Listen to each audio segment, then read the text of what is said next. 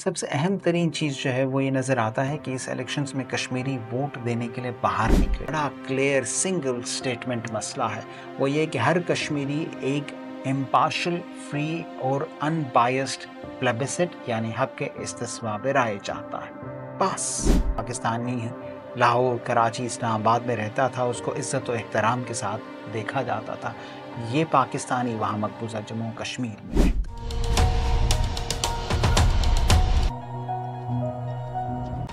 अस्सलाम वालेकुम। I am Mohammad Hamza Tanveer from paradigm shift. आज की इस वीडियो में हमारे साथ डॉक्टर मुजाहिद गिलानी साहब मौजूद हैं। अस्सलाम वालेकुम सर। वालेकुम अस्सलाम। How are you sir? अल्हम्दुलिल्लाह, अल्लाह का शुक्र। Thanks for your time sir. Doctor Mujahid Gilani साहब श्रीनगर कश्मीर से ताल्लुक़ रखते हैं और कश्मीर इशू पे ग्लोबल लेवल पे एक एलोक्वेंट वॉइस के तौर पे जाने चाहते हैं। इसके अलावा ये पाकिस्तान में पार्लियामेंट्री कमेटी फॉर कश्मीर के सेक्रेटरी एबी भी सर्व कर चुके हैं और इसके साथ साथ इनकी फ़ैमिली की भी बहुत खिदमत हैं कश्मीर इशू पे। सर, आज की इस वीडियो में हम आपसे कश्मीर इशू पे कुछ डिस्कशन करना चाहेंगे।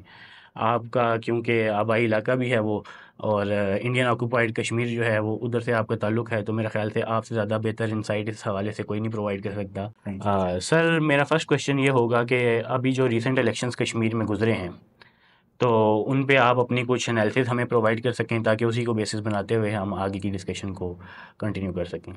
बिस्मिल्लाहिर्रहमानिर्रहीम।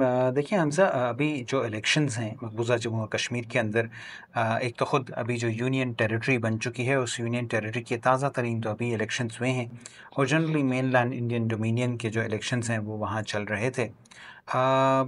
ताज़ा तरीन जो अभी यूनियन टेरिटरी के इलेक्शंस हुए और उसके बाद हम देखते हैं कि नेशनल कॉन्फ्रेंस और इंडियन नेशनल कांग्रेस दोनों को मिला के उनकी जो अक्सरियत है वो वहाँ असम्बली में बन जाती है। तो अल्टीमेटली जो इस वक्त चीफ मिनिस्टर हैं वो उमर अब्दुल्ला जी सर, तैनात हो बिल्कुल जाते हैं सर। या उमर अब्दुल्ला जो हैं वो हल्फ उठा लेते हैं। साथ ही साथ उन्होंने डिप्टी सीएम जो है वो अपना एक अपॉइंट किया है जो कि एक हिंदू है और उन्होंने एक जनरल अपनी एक कैबिनेट बॉडी जो है वो बनाई है।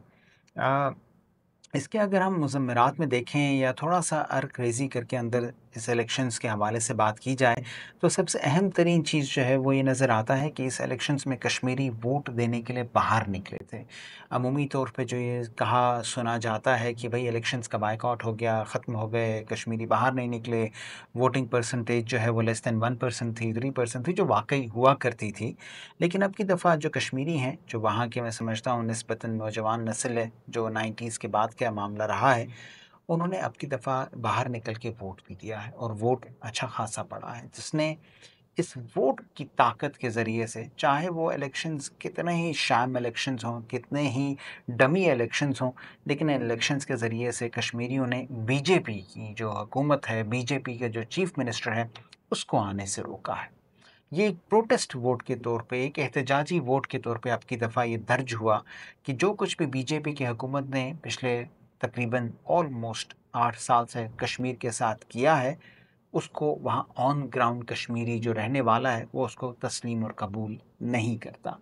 और ये इलेक्शंस जो अब अल्टीमेटली आईएनसी यानी कि नेशनल कॉन्फ्रेंस और नेशनल कांग्रेस जो है, नेशनल कॉन्फ्रेंस और कांग्रेस जो है, उसकी जो अब हुकूमत बन रही है, उसमें शायद कम से कम सिविक राइट्स की हद तक, शायद जो वहाँ पे आम एक कश्मीरी को कुछ ब्रीदिंग स्पेस की हद तक कुछ ना कुछ सहूलत मिल सकेगी। सर, आप कश्मीर यूथ अलायंस के प्रेसिडेंट भी हैं और कश्मीर के डेमोग्राफिक्स को आप बहुत अच्छे तरीके से जानते हैं। जैसा कि आपने अभी खुद ही बताया कि इस दफ़ा बहुत ज़्यादा वोटर टर्न आउट था कश्मीर में और अगर हम हिस्ट्री को देखें तो इतना ख़ास टर्न आउट नहीं रहता। तो क्या इसका ये मतलब नहीं लिया जा सकता कि कहीं न कहीं कश्मीरी अवाम जो है, जो यूथ है, उसने इंडिया की जो गवर्नमेंट है उसको लेजिटिमेट कंसीडर कर लिया और उसके इलेक्शंस को लेजिटिमेट कंसीडर कर लिया है, इसलिए उन्होंने वोट देना पसंद किया। जब माज़ी में बायकॉट होता था, तो उसका बायकॉट इस तरह किया जाता था कि हम इन इलेक्शंस को मानते ही नहीं, इस गवर्नमेंट के अंडर इलेक्शंस को मानते ही नहीं। बिल्कुल। तो क्या आपको लगता है कि जो कश्मीर की यूथ है, वो अब इस चीज़ के लिए रेडी है कि कश्मीर इशू ऑलमोस्ट सेटल हो चुका है और हमें इंडिया के ही अंडर जो है अपनी गवर्नमेंट को एक्सेप्ट करना होगा? देखिए सर, इसमें जवाब बड़ा आसान सा है। पहली बात तो ये है कि मकबूजा जम्मू और कश्मीर के जो डायनामिक्स हैं, उसको समझने की ज़रूरत है और उसके मुताबिक ही आप ये फ़ैसला कर सकते हैं या एटलीस्ट तज्ज़िया कर सकते हैं कि वहाँ के लोग इस वक़्त क्या सोच रहे हैं। चलें मैं आपको एक मिसाल देता हूँ। ये सन 2000 की बात है, जब वहाँ पर एक मुज़ाहमती तहरीक या एक मुज़ाहमती ग्रुप जो मौजूद था, रेज़िस्टेंस ग्रुप था, उसने सीज़ फायर कर लिया भारत के साथ। वरना आप ये जानते हैं कि वहाँ पे बंदूक के ज़ोर से भी बिल्कुल ऐसा ही। कश्मीरी अपना हक़ जो है वो माँग रहे हैं, लेकिन वो सीज़ फायर हो गया। क्या उस सीज़ फायर का मतलब ये है कि कश्मीरियों ने भारत से दोस्ती का हाथ बढ़ा लिया? या उसका ये मतलब हुआ कि उसके बाद कभी भी किसी भी वक़्त जो है ये जो मामलात हैं जो कि अस्करियत के हवाले से रहे हैं वो बिल्कुल ख़त्म हो गए? ऐसा नहीं हुआ। कश्मीर में अंदर जो लोग मौजूद हैं उनको वहाँ की सूरत हाल के हवाले से ज़्यादा बदरजातम मालूम है, इन द सेंस ये कि इससे पहले इलेक्शंस का बायकॉट कर लेना, इससे पहले इलेक्शंस को साइड पे कर देना, बिल्कुल उसको तस्लीम ना करना पॉसिबल इस वजह से था क्योंकि हमारे जो अपने लीडर्स थे, जो हमारे अपने रहनुमा थे, वो चाहे गिलानी साहब हों, मसरत आलम साहब हों, यासीन मलिक साहब, आसिया अंद्राबी साहिबा हों, फ़हमीदा सूफ़ी, नाहिदा नसरीन साहिबा हों, ये बाहर थे। ये कश्मीरियों की आवाज़ बन सकते थे। ओआईसी की जो कॉन्फ्रेंसेस होती रही हैं, उसमें कितनी दफ़ा आसिया अंद्राबी साहिबा या गिलानी साहब को इन्विटेशंस मिले हैं। कितनी दफ़ा कुछ ही हद तक कोशिश की गई कि उनकी वहाँ पे वीडियोज़ प्ले हो सकें। तो वो जो कश्मीरियों की आवाज़ है, वो बहरहाल ये अपने ही लोग बन जाते थे। लेकिन अब पिछले तकरीबन 7-8 साल से तमाम लोग पाबंद सलासिल हैं। अगर एक 20 लोगों का ग्रुप भी बाहर जमा हो जाता है, जो जुम्मे की नमाज़ के बाद वहाँ जामे मस्जिद के बाहर डाउनटाउन के बहुत सारे लोग जमा होते रहे, उनको गिरफ़्तार कर लिया जाता था। व्हाट्सएप का स्टेटस अगर आप लगा लेते हैं, तो उस सूरत हाल में आपको गिरफ़्तार कर लिया जाता है। फ़लस्तीन के हक़ में अगर आवाज़ उठाने वाला एक पेंटर मुदस्सिर, वो बाहर निकलता है, तो सिर्फ़ उसी को नहीं, उसके साथ 8 और लोगों को गिरफ़्तार कर लिया जाता है। इस सूरत हाल में जबकि आपके पास वो ब्रीदिंग स्पेस ही मौजूद नहीं है कि आप अपनी आवाज़ किसी चैनल के थ्रू बाहर निकाल सकें, तो फिर ये इस वक़्त के हालात की मैं समझता हूँ ज़रूरत रही कि जो वहाँ के इलेक्शंस हैं उसके अंदर कश्मीरी बाहर निकल के वोट कर गए। वो वोट ना करते तो भारत ने बहरहाल वोट्स तो डलवाने ही थे और डलवाने के बाद बीजेपी जो है वो अपना एक और मज़मूम मकसद पूरा कर लेती कि वहाँ का चीफ़ मिनिस्टर हिंदू आ जाता। और जब एक दफ़ा हिंदू चीफ़ मिनिस्टर आ जाता तो जो उसकी पूरी कैबिनेट है और सिर्फ़ कैबिनेट ही नहीं, वहाँ पे जो सेक्रेटेरिएट है, वहाँ पे अगर कोई इक्का-दुक्का मुसलमान बचा भी है तो उसको बाहर निकाल दिया जाता। इसकी आपको एक मिसाल मैं देता चलूँ जिस पे बात मैं बंद कर दूँगा, वो ये कि इस वक़्त जो मनोज सिन्हा लेफ्टिनेंट गवर्नर है वहाँ पे, उसकी जितनी भी सेक्रेटेरिएट में लोग मौजूद हैं उसमें कोई मुसलमान नहीं है, क्योंकि वो कट्टर बीजेपी का फॉलोवर है। अब शायद जो उमर अब्दुल्ला है, इस वक़्त उनकी मजबूरी है कि बाहर कैफ वो वहाँ एक आम कश्मीरी मुसलमान को किसी न किसी पावर एंड पोज़ीशन में लेकर आएँगे। सर, जब से ये आर्टिकल 370 पास हुआ है अंडर द बीजेपी गवर्नमेंट, तो आप उसके बाद समझते हैं कि पाकिस्तान ने कोई पॉजिटिव स्टेप या कोई प्रैक्टिकल ऐसा स्टेप लिया है जिसकी वजह से कश्मीर के ये जो डेमोग्राफिक एक चेंज आया है कश्मीर में, उसको काउंटर किया जा सके या कश्मीर के यूथ के लिए एक प्रैक्टिकल किस्म की, एक सॉलिड किस्म की आवाज़ कहीं पे उठाई गई हो किसी भी लीडर की तरफ से? देखिए, आर्टिकल 35 है और आर्टिकल 370 मकबूज़ा जम्मू और कश्मीर के जो रोड मैप है उसमें शामिल ही नहीं है। और ये एक बदकिस्मती है, आप अगर इस वक़्त बॉलीवुड को भी देखेंगे तो वो उस तमाम की तमाम मूवीज़ को इसी के साथ लिंक बिल्कुल कर देते एसोसिएट हैं कर रहे हैं। और उसी के बाद की मूवीज़ भी बनती चली जा रही हैं कि अब कश्मीर में तो दूध की नहरें बहना शुरू हो गई हैं। मकबूज़ा जम्मू और कश्मीर का जो मसला है या पूरी रियासत का, वो बड़ा क्लियर सिंगल स्टेटमेंट मसला है। वो ये कि हर कश्मीरी एक इम्पार्शियल, फ्री और अनबायस्ड प्लेबिसिट यानी हक़ इस्तिस्माब राय चाहता है। बस, इसके अलावा और कोई मामला, कोई और इसकी राइट, लेफ्ट, ऊपर-नीचे नहीं आता। ये वाहिद डिमांड है हमारी। आर्टिकल 35 ए हो, आर्टिकल 370 हो, ये बदकिस्मती से जो हमारी एक एक मामला चलता चला जा रहा है हिंदुस्तान के साथ, ये उस रास्ते की कुछ साइड लाइन चीज़ें हैं, जिसकी डिमांड हम ज़रूर कर सकते हैं कि स्टेटहुड वापस चाहिए, आर्टिकल वापस चाहिए, अपनी जगह। लेकिन जो हमारा डेस्टिनेशन पॉइंट है, जो हमारी मंज़िल है, वो आज़ादी है। वो आर्टिकल 35 है, 370 नहीं है। पहली बात आंसर में कि कश्मीर की तरफ से आपको क्या रिस्पॉन्स मिलता है। फिर पाकिस्तान और डायस्पोरा की तरफ से इस हवाले से बात हुई या नहीं, तो बिलाशुबा आप ये देख सकते हैं कि 2016 के बाद से जो इंटरनेशनल जराइद हैं, बैनुल अक़वामी अखबार हैं या फिर मैगज़ीन्स हैं, उन्होंने इसके हवाले से बात बहुत की है। वो चाहे पेलेट गन्स की बात हो, वो चाहे उसके बाद जो सिविक राइट्स हैं, जो वहाँ के बहरहाल कश्मीरियों को हिंदुस्तान तो अपना शहरी मानता है, तो वो हकूक़ ना देने वाली जो बात है, वो इंटरनेशनल जराइद ने उठाई है, बात की है। कांग्रेगेशनल हियरिंग्स यूएस में हुई हैं। इसके अलावा यूके के अंदर जो है इसके ऊपर पार्लियामेंट्स में बात हुई है। उसके साथ साथ खुद जो ह्यूमन राइट्स कमीशन है यूनाइटेड नेशंस का, उसने रिपोर्ट्स निकाली हैं।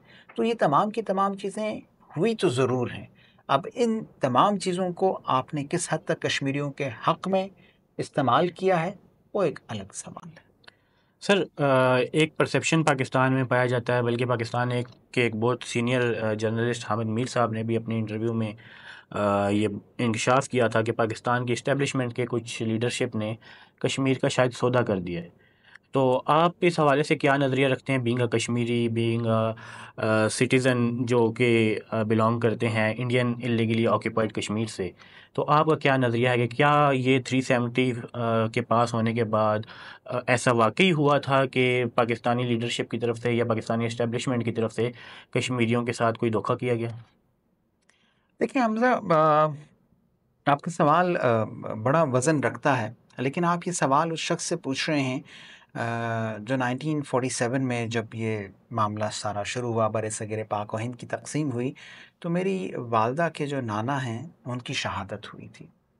और उसके बाद एक सिलसिला शुरू होता है जिसमें मैं तो समझता हूँ गिलानी साहब जो हैं, सैयद अली गिलानी, उनकी भी शहादत हुई। मेरे अपने बड़े भाई जो हैं, वो इस राह हक़ में शहीद हैं। इस वक़्त मेरी ख़ाला सैयदा आसिया अंद्राबी जो हैं, वो न्यू दिल्ली की तिहाड़ जेल में मुक़य्यद हैं। डॉक्टर कासिम फ़क्तू हरियाणा जेल में पिछले 32 साल से क़ैद में हैं। आप ये सवाल उस शख्स से पूछ रहे हैं जिसके पास, जिसके ख़ानदान में शहादतें भी हैं और क़ैद भी है। क्यों है? किस लिए है? 32 साल या 16 साल या फिर 22 साल या कैदों की इनकी मियाद है, इतने-इतने अरसे तक वो कैद हैं। फ़क़त इसलिए कैद हैं कि वो पाकिस्तानियत पे यकीन रखते हैं।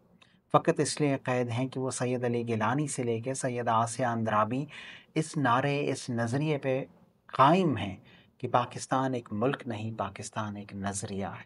लिहाज़ा पाकिस्तान के हुक्मरान, पाकिस्तान की एस्टेब्लिशमेंट, पाकिस्तान के इवन अवाम भी, जो हमेशा वैसे कश्मीर के साथ रहे हैं, जो भी सोचें, जो भी बोलें और जो भी उनका अल्टीमेटली एक मकसद हो, जो ख़ुद कश्मीरी है, उसका विज़न, उसका डेस्टिनेशन बड़ा क्लियर है। और वो विज़न और डेस्टिनेशन क्लैरिटी यही है कि हमें हिंदुस्तान से आज़ादी चाहिए। तो वो कश्मीर का सौदा करने वाली बात हो, कश्मीर को बैक बर्नर पे ले जाने वाली बात हो, ये वो तमाम बातें हैं जो एक मैसेज वहाँ मकबूज़ा जम्मू कश्मीर के लोगों को उदासी का ज़रूर पहुँचाती हैं। और उसके नतीजे में वहाँ के लोग जो कि साल के 365 दिन पाकिस्तान की बात करते हैं, हमें बहुत शिकायतें हो सकती हैं, पैदा होती हैं, गलतफ़हमियाँ भी हो सकती हैं, कुछ हक़ाइक़ पे भी मबनी शिकायतें होती हैं, लेकिन उसके बावजूद हम कभी पाकिस्तान को गाली नहीं देते।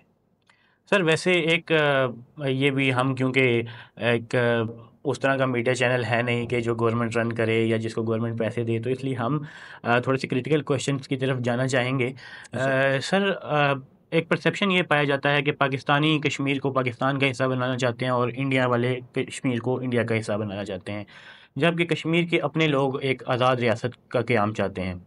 तो प्रैक्टिकली आप क्या समझते हैं कि क्या एक आज़ाद रियासत पॉसिबल है, जबकि दोनों साइड पे एक न्यूक्लियर पावर दोनों साइड्स पे हैं? देखिए अगर तो हम तारीख़ का मुतालिया करें तो हमें किसी हद तक नज़र आता है कि बरसग़ीर पाक व हिंद में जब 550 से ज़ायद रियासतें मौजूद थीं, रियासत जम्मू कश्मीर भी मौजूद थी। अब ये रियासत जम्मू और कश्मीर किस तरह की रियासत थी, किस तरह से बनी थी, किसने बनाई थी? क्या ये वाक़ईतन एक नेचुरल या फ़ितरती रियासत थी भी, या बस एक इलाका यहाँ से पकड़ा, एक वहाँ से पकड़ा, एक शख़्स को कह दिया कि भई तुम उसके भी हुक्मरान हो, इसके हुक्मरान हो तो रियासत बना दो। ये भी मामलात अपनी जगह मौजूद हैं। लेकिन फ़िलहाल आपके सवाल के जवाब में मैं सिर्फ़ इतना अर्ज़ कर दूँगा कि एक कश्मीरी को ये हक़ हासिल है कि वो at the end of the settlement Pakistan के हक़ में जाता है, हिंदुस्तान के हक़ में जाता है, या आज़ादी मुकम्मल तौर पे ख़ुद मुख्तार कश्मीर के हक़ में जाता है। लेकिन इस वक्त जो सबसे बड़ा मसला है वो ये है कि हिंदुस्तान तो आपको आज़ादी दे ही नहीं रहा। जो वहाँ पे उसने ह्यूमन कॉस्ट रखी है आपकी, वो बहुत ज़्यादा है। रोज़ शहादतें होती हैं, रोज़ वहाँ पे कई लोगों को कैद कर दिया जाता है। इस वक्त भी 4000 से ज़ायद कश्मीरी नौजवान हिंदुस्तान के मुख्तलिफ़ जेलों में कैद हैं। तो जब आपके पास एक ऐसा मुल्क आपको मुसलसल नस्ल कुशी के ऊपर तुला हुआ है, तो फिर ये बात उठती ही नहीं है कि भई हम पहले पाकिस्तान से ले लें या हम खुद मुख्तार हो जाएँ। अरे भई, हिंदुस्तान आपको ज़िंदा छोड़ेगा तो फिर आप इस बात का फ़ैसला कर बिल्कुल सकेंगे। ऐसे ही है सर। मेरा अगला क्वेश्चन भी इसी हवाले से था कि इंडियन मीडिया बहुत ज़्यादा प्रोपेगेंडा करता है कि पाकिस्तान में भी कश्मीरियों के साथ बहुत ज़्यादा जुल्म और ज़्यादती होता है। हालाँकि हम देखें तो पाकिस्तान में शायद जितना पाकिस्तानियों के साथ जुल्म और ज़्यादती होता है, उतना कश्मीरियों के साथ नहीं होता होगा। लेकिन वो आपने फिर खुद ही क्लियर कर दिया कि इंडिया वाले तो उनकी नस्लकुशी कर रहे हैं, जबकि पाकिस्तान में ऐसा कुछ भी अपैरेंटली नहीं है और ना ही हमने कभी देखा है। मीडिया के अलावा भी अगर हम देखें तो पाकिस्तान में Kashmiri citizen equal Pakistani citizens की तरह ही रहते हैं। बिल्कुल, देखिए, मतलब इसमें पहली बात सबसे अहम तरीन ये है कि अगर मैं आपको एक बड़ी छोटी-सी मिसाल एक उस्ताद के तौर पे अगर बताऊँ कि अगर मैं एक शख्स है सामने कश्मीरी है और मैं उसकी जान ले लूँ और मैं कहूँ मार दो इसको, ख़त्म बात। दूसरी तरफ एक और कश्मीरी बैठा है, वो कह रहा है कि आप मुझे ना यूनिवर्सिटी में दाखिला नहीं देते। आपने यहाँ जिस इलाके में मैं रहता हूँ, यहाँ पे आप बिजली जो है ना वो 4 घंटे लेते हैं, जबकि वहाँ इस्लामाबाद में सिर्फ़ 1 घंटे बिजली जाती है। यहाँ तो गैस भी नहीं है हमारे पास। फिर इस तरह से गर्दन मोड़ के आप दूसरे बंदे को देखें, उसकी तो जान ही ले ली जहाँ नहीं जाएगी। चली गई, बिल्कुल ऐसे तो ही है। जहाँ जान है, जहाँ पे उसके घर वाले हैं, उसकी बहनों की इज़्ज़तों का मामला है, उसके वालिद साहब को शायद 5 साल, 10 साल, 15 साल से जेल में रखा है कि वो उनसे मुलाकात ही नहीं कर सकता। और दूसरी तरफ ये मामला है कि जी मुझे आपने जो है ना स्कॉलरशिप नहीं दी, आपने दूसरे को स्कॉलरशिप दे दी, ये तो गलत बात है। आपने इलेक्ट्रिसिटी का जो मामला है उसमें आपने ये कर दिया, आप पानी जो है वो ये इस्तेमाल करते हैं आप, लेकिन उसकी रॉयल्टी नहीं दे रहे। तो ये वो तमाम ऐसे एडमिनिस्ट्रेटिव प्रॉब्लम्स हैं जो हमें एक तरफ अलग रखने चाहिए, बिल्कुल, और दूसरी तरफ मकबूजा जम्मू और कश्मीर में जो जान की कीमत है, उससे बढ़कर और कोई नहीं। ऐसे ही है सर। और सर हमने पास्ट में भी देखा हिस्टोरिकली अगर देखें तो बहुत सी दफ़ा ऐसा हुआ कि ये इशू रिज़ॉल्व के बहुत करीब पहुंच चुका था between India and Kashmir, sorry India and Pakistan. लेकिन यूएन का अगर हम रोल देखें और वेस्टर्न वर्ल्ड का अगर हम रोल देखें, यूएस का रोल देखें, तो कहीं पे भी वो मुस्लिम एथनिसिटी के राइट्स के लिए हमें कंसर्न नज़र नहीं आते, सिवाय चाइना के, क्योंकि उनका चाइना के साथ वैसे एक क्लैश है। उसके अलावा अगर हम फ़लस्तीन का इशू देखें, कश्मीर का इशू देखें या बर्मा का इशू देखें, तो वहाँ पे हमें नज़र आता है कि कहीं पे भी वेस्टर्न जो वर्ल्ड है वो पाकिस्तान के लिए या कहीं भी मुस्लिम कंट्रीज़ हैं, वहाँ पे वो सिंसियर नहीं नज़र आते। हमें यूएन की रेज़ोल्यूशंस हैं, वो भी आती रही हैं, लेकिन उनका कोई भी प्रैक्टिकल हमें इम्प्लीमेंटेशन नज़र नहीं आई। तो क्या आप समझते हैं कि इन द लॉन्ग रन इसका कोई सॉल्यूशन है? देखिए, मेरी नज़र में और इनफैक्ट अब जो मेरी जनरेशन है, we are the kids of 90s, हम 90s की पैदाइश हैं सारे। तो हम सब, मैं इस वक्त समझता हूँ कि मसला कश्मीर का हल तो ज़रूर मौजूद है। अब उसका हल किस तरह से है, किन बैटल फील्ड्स पे है, वो एक अलग मेरे ख़्याल से सवाल है, तज्ज़िया है, पूरी एक बहस है। लेकिन हमें 3 मुख्तसर सी बातें समझने की ज़रूरत होगी। पहली बात है कि आपकी इंटरनलाइजेशन और एक्सटर्नलाइजेशन कश्मीर इशू की कैसे हो रही है। आपके पास अपनी आवाम यानी पाकिस्तान की आवाम को, डायस्पोरा को बताने, दिखाने के लिए, एंगेज करने के लिए क्या मौजूद है। दूसरा एक्सटर्नलाइजेशन है कि आप इंटरनेशनल फोरम्स के ऊपर जो मूवर्स एंड शेकर्स, जो ममालिक हैं जो कि कुछ असर रखते हैं, आप उन तक कश्मीर का मामला कैसे पहुंचाते हैं। क्या सिर्फ बस टेबल टॉक पे एक आधी बात हो जाती है, या बाज़ाब्ता कोई एनवॉय, एजुकेटेड एनवॉय डोसेर के साथ, एविडेंसेस के साथ भेजा जाता है। दूसरी बात यह है इसके अंदर कि जो मसला कश्मीर है वो अभी तक क्यों ज़िंदा है, कॉन्फ्लिक्ट्स जो हैं वो किस लिए मौजूद रहते हैं, वो क्लेम्स की वजह से मौजूद रहते हैं। आपको मैंने अभी जितने नाम इससे पहले गिनवाए हैं या बोले हैं, वो तमाम के तमाम नाम ये क्लेम करते हैं कि कश्मीर हिंदुस्तान का हिस्सा नहीं है। बिल्कुल, अगर वो ये मान जाएँ तो उनको जेल में रखने की ज़रूरत क्या नहीं है? है, बिल्कुल ऐसे ही है सर। तो ये जो क्लेम एग्ज़िस्ट करता है कश्मीरियों का, वो मुख्तलिफ़ सूरतों में एग्ज़िस्ट करता है। वो पॉलिटिकल वॉइसेस की सूरत में है, वो किताबी सूरत में है कि वो किताब लिखते हैं, आर्टिकल्स लिखते हैं, और वो बंदूक की सूरत में है, जिसका हक उन्हें अक़वाम मुत्तहिदा ने भी दिया है। जब तक ग्राउंड के ऊपर ये बंदूक इस तरह से मौजूद है, जब तक ग्राउंड पे ऊपर ये आवाज़ें इस तरह से मौजूद हैं, तब तक मसला कश्मीर का हल तलब मौजूद रहता है। जिस दिन ये तमाम चीज़ें ख़त्म हो जाती हैं, ग्राउंड का कश्मीरी ख़ामोश हो जाता है, उस दिन ये मसला अपने आप दब जाएगा, ख़त्म हो जाएगा। और तीसरी और आखिरी चीज़ इसके अंदर सबसे अहम, मैं अल्फ़ाज़ मुख्तसर करूँ, कि सैयदा आसिया अंद्राबी कहती हैं कि एक महफूज़ और मज़बूत पाकिस्तान ही कश्मीर के हल की ज़मानत है। अच्छा सर, आपने बात की इंटरनलाइजेशन की कि पाकिस्तान के अवाम को हमें बताने के लिए क्या चीज़ हमारे पास मौजूद है, जो लीडरशिप है पाकिस्तान की। लेकिन एक परसेप्शन पाकिस्तान में बहुत ज़्यादा ये पाई जाती है और इंटरनेशनल लेवल पे भी शायद ये पाई जाती है कि शायद ये कन्फ्लिक्ट, कश्मीर इशू के एक कन्फ्लिक्ट के चलते रहना दोनों साइड्स के इस्टेब्लिशमेंट को भी सर्व करता है और पॉलिटिकल लीडरशिप को भी सर्व करता है कि वो हमेशा इलेक्शंस में आके कश्मीर इशू की बात करते हैं और अवाम बहुत ज़्यादा जज्बाती हो जाती हैं, दोनों ही साइड की, इंडिया की भी और पाकिस्तान की भी। तो बिल्कुल। क्या आप इसको भी एक वजह समझते हैं कि ये कश्मीर इशू आज तक रिज़ॉल्व नहीं हो रहा? देखिए, सबसे बुनियादी और अहम तरीन वजह तो इंडियन ऑब्स्टिनेसी है, यानी कि जो हिंदुस्तान की है ज़िद और हठधर्मी है कि ये कश्मीर की जो रियासत है, ये पूरी हिंदुस्तान का अटूट अंग है। वो चाहे आज़ाद कश्मीर हो, चाहे गिलगित बल्तिस्तान हो। दूसरी तरफ जो इस मसले की अभी तक इसका सॉल्यूशन नहीं हो सका, वो पूरी दुनिया के जो ममालिक हैं, ख़ास तौर पे जो मूवर्स एंड शेकर्स हैं, उनकी अदम दिलचस्पी है। तीसरी चीज़ इसके अंदर, जो तमाम ममालिक हैं, दुनिया है, उसके वेस्टेड इंटरेस्ट्स हैं। जब दिल करता है तो बयान आ जाता है, बिल्कुल। दिल नहीं करता और हिंदुस्तान के साथ कोई तिजारती माहिदा होना हो, तो फिर वो बैक बर्नर के ऊपर चला जाता है। चौथी चीज़, खुद कश्मीरियों की कमज़ोरी भी है। बहुत सारी ऐसी बातें हैं यकीनी तौर पे, जिसमें किसी हद तक बदकिस्मती से हम हालात व वाक़यात का उस तरह से जायज़ा ना ले सके, और फिर मामला अभी भी हल तलब रह गया। वो पाँचवीं चीज़ इसके अंदर जो बात आप जिस तरह से बयान कर रहे हैं, वो हिंदुस्तान तो अपनी जगह, लेकिन बिलख़ुसूस पाकिस्तान, क्योंकि कश्मीर के मामले में फ़रीक भी है और कश्मीरियों का एक वकील भी है, इसकी फ़ॉल्टर है।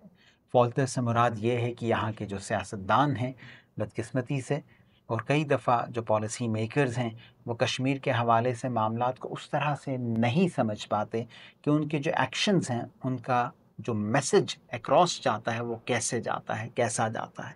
आप फ़कत इतनी ही मिसाल ले लीजिए, जिसमें मैं बात ख़त्म करता हूँ, कि हिंदुस्तानी मीडिया ने एक दफ़ा एक रिपोर्ट चलाई थी कि अब तरसेगा पाकिस्तान लाल टमाटर। ये तब की बात है जब तिजारत जो है वो बंद कर बंद दी की गई गई थी, थी। बिल्कुल। तो वहाँ के मीडिया ने इतनी छोटी-छोटी चीज़ को भी सामने लेके आए हैं। तो यहाँ से एक आवाज़ वहीं जानी चाहिए कि हिंदुस्तान के साथ तिजारत, हिंदुस्तान के साथ बाकी तमाम ताल्लुकात अपनी जगह, लेकिन मकबूज़ा जम्मू और कश्मीर का सवाल इन सब से ऊपर है, सबसे बुलंद है। वहाँ के लोगों की जान, वहाँ के जो लोग कैद हैं और फ़कत इसलिए कैद हैं कि वो पाकिस्तान का नाम लेते हैं, उनको आप उसी तरह से ट्रीट कीजिए जिस तरह एक वक़्त में शायद जो पाकिस्तानी लाहौर, कराची, इस्लामाबाद में रहता था, उसको इज़्ज़त और एहतराम के साथ देखा जाता था। ये पाकिस्तानी वहाँ मकबूज़ा जम्मू और कश्मीर में रहते हैं। अच्छा sir, this would be my last question कि आपके ख़्याल में कौन से ऐसे टर्म्स हो सकते हैं जिस पे इंडिया, पाकिस्तान और कश्मीरी सब एग्री करके इस इशू को एक रिज़ॉल्व की तरफ लेके जा सकें? देखिए, सबसे अहम तरीन चीज़ कश्मीरियों की मर्ज़ी है। सबसे पहले कश्मीरियों ही को आप सेंट्रल पॉलिसी दें कि कश्मीरी जो है इस हवाले से कौन-सी ऐसा कॉम्प्रोमाइज़ है जो शायद out of the United Nations box हो सकता हो। वरना हम अक़वाम मुत्तहिदा की करारदादों की बातें तो करते ही रहते हैं। सो ये सबसे अहम और ज़रूरी है कि एक ऐसा सिंडिकेट, या फिर एक ऐसा फ़ोरम, या फिर एक तहरीक जो है वो चलाई जा सके, जिसमें आर और पार के कश्मीरी जो हैं, वो मिल बैठ के एक ऐसा हल तजवीज़ कर सकें जो फिर अल्टीमेटली पाकिस्तान और हिंदुस्तान दोनों साइड्स के ऊपर काबिल कबूल हो सके। Thank you very much sir, आपके टाइम के लिए। टीम पैराडाइम शिफ्ट आपका बहुत बहुत शुक्रगुजार है कि आपने हमें टाइम दिया और आपने अपने नज़रियात से हमें अपने ओपिनियन से, अपने एनालिसिस से आगाह किया। होपफुली हमारे व्यूअर्स के लिए भी ये काफ़ी ज़्यादा फ़ायदेमंद साबित होगी ये वीडियो, और होपफुली हमारी लीडरशिप भी इसको देख के, एक कश्मीरी की आवाज़ को देख के उसके जो ज़मीर है उसको भी कुछ झंझोड़ा जा सके। और sir, once again thank you very much. आज की इस वीडियो को हम यहीं पे इख्तिताम पज़ीर करते हैं। ये हमारे साथ आज एक ऐसी पर्सनैलिटी मौजूद थे जो कि ख़ुद शहीदों के ख़ानदान से ताल्लुक़ रखते हैं और कश्मीर इशू पे एक जानदार आवाज़ के तौर पे जाने जाते हैं। और होपफुली आपको हमारी ये वीडियो पसंद आई होगी। अगर आपको हमारी ये वीडियो पसंद आई है तो इसको लाइक एंड शेयर ज़रूर कीजिएगा। इसके साथ-साथ अगर आप एक एस्पायरिंग राइटर हैं और आप ये चाहते हैं कि आपके आर्टिकल्स और रिसर्च पेपर्स पब्लिश हो, तो डू विज़िट आवर वेबसाइट, जिसका लिंक डिस्क्रिप्शन में गिवन है। Thank you. अल्लाह हाफ़िज़।